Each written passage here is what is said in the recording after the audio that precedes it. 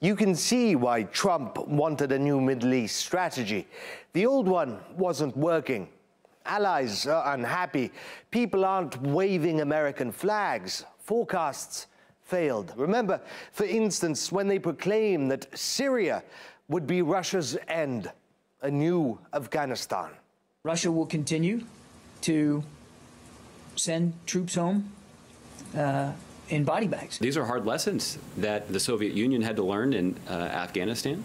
You don't have to dig back into ancient history to see how this is going to play out for the Russians. Turned out it wasn't. It was killing jihadists and terrorists, ISIS, Al-Qaeda, and all flavors thereof. Point in case, take this poll. Every year it asks Arab youths who their biggest allies are. In 2015, America was voted second friendliest country by Arab youth. Now it's 11th.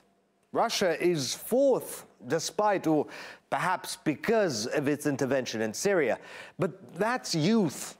What about the older folks? Turkey's an ally, obviously, a strong partner, certainly with respect to ISIL, and a friend. A NATO ally and a friend of the United States in a very turbulent part of the world. Oh, America, I told you many times, you are either with us or all of these terrorist organizations. It's a disaster. The United States is barely on speaking terms with a NATO ally, Turkey. They're withholding weapons. They're arming Syrian Kurds, the YPG, who are Turkey's sworn enemies. This friendship is dying, and Turkey thinks it can unite and lead the Muslim world, especially after Trump's stunt with moving his embassy to Jerusalem. That rubbed almost everyone the wrong way. We condemn the U.S. decision on Jerusalem because of its great bias against the historical and permanent rights of the Palestinian people. The United States' decision to recognize Jerusalem as the capital of Israel is a dangerous one. It will threaten security and stability and frustrates efforts to resume the peace process. With Trump bleeding allies, Moscow is making inroads with Ankara. Now, Turkey, Russia, and Iran gather regularly on Syria, and Trump isn't being invited.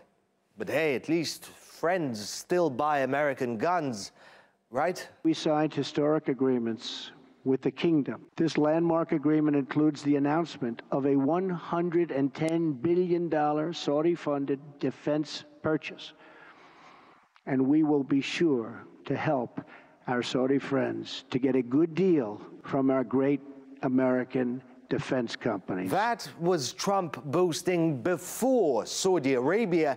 Saudi Arabia, America's chief ally in the Middle East, declared that it is buying Russian S-400 missiles, which Turkey is also doing. That's a new low for U.S. policy, and things aren't looking up. You can bet there are no unfilled Russian ambassadorships in countries that matter to Moscow as there are today. Almost unbelievably vacant American posts in Egypt, Jordan, Libya, Qatar, Saudi Arabia, Syria, Turkey, and of course Iran, where we have no embassy. America's policy has been simple. Divide. Red versus blue. Shia versus Sunni. Friends versus enemies. Problem is, the world isn't black and white. There are grays, greens, browns, and purples, which Washington needs to recognize. We're talking here about states or a region that has been heavily dependent on the United States in pretty much everything. Defense, economy, cars, technology, everything. And now people are thinking, you know, this is not reliable anymore, this is not an ally anymore, this is becoming more of an adversary. Definitely the shift, or the huge shift in rhetoric between the Obama administration and the Trump administration has played a role to agitate people. But we need to understand that deep down in the policy there hasn't been much change.